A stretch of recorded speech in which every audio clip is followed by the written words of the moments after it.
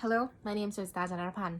My number is 003, Section 1. Today I would like to tell you a story which is The Dead Man's Path.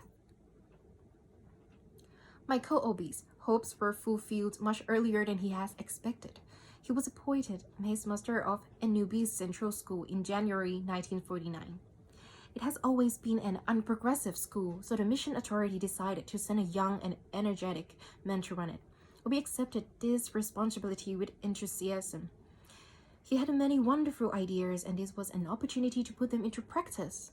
He had sound secondary school education, which designated him a pivotal teacher in the official records and set him apart from the other headmaster in the mission field.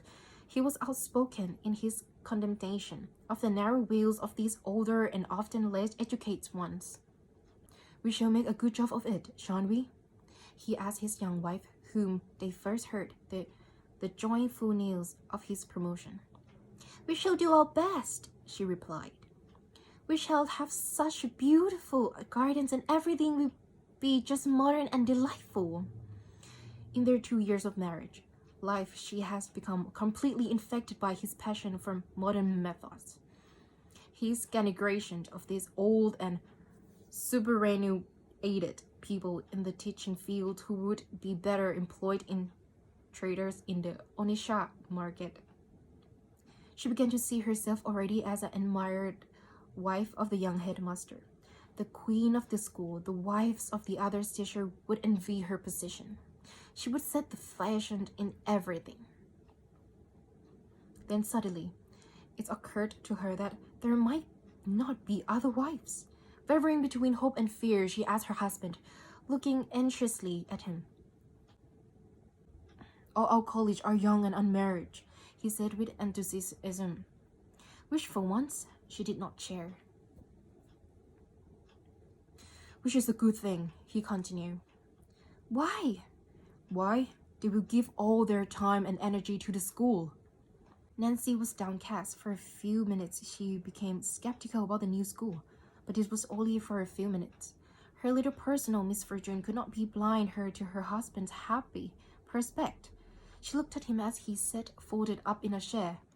He was stoop-shouldered and looked frail, but he sometimes surprised people with sudden bursts of physical energy.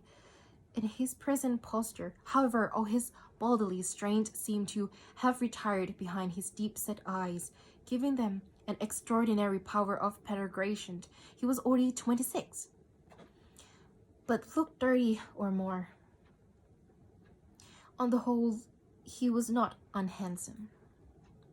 "A penny for your thoughts, Mike," said Nancy after a while, imitating the woman's magazine she read. "I was thinking what a great opportunity we have got at last to show these people how a new school should be run." Andumi's school was backward in every sense of word. Mr. Obi put his whole life into the work, and his wife hers too. He has two aims. The high standard of teaching was insisted upon, and the school compound was to be turned into a place of beauty. Nancy's dreams gardens came to life with the coming of rains and blossomed. Beautiful hibiscus and almandara hedges in brilliant red and yellow market out of carefully tended school compound from the rank neighborhood bushes. Over evening, as Obi was admiring his work, he was scandalized to see an old woman from the village hobble right across the compound through the marigold flower bed and the hedges. On going up there, he found faint signs of an almost disused path from the village across the village school compound to the bush on the other side. "It amazed me," said Obi to one of his teachers who had been 3 years in the school, "that you people allow the villagers to make use of this footpath. It is simply incredible." He shook his head. "The path," said the teacher apologetically, "appears to be very important to them, although it is hardly used. It connects the village shrine with their praise burial." "And what has that got to do with the school?" asked his master. "Well, I don't know," replied the other with a shrug of his shoulders. "But I remember there was a big row some time ago when we attempted to close it." "That was some time ago, but it will not be used now," said Obi as he walked away. What will the government education officer think of this when he comes to inspect the school next week? The villager might, for all I know, decide to use the schoolroom for pageant roadshow during the inspection. Heavy sticks were planted closely across the path at the two places where we'd entered and left the school premises. They were further strengthened with barbed wire. Thank you.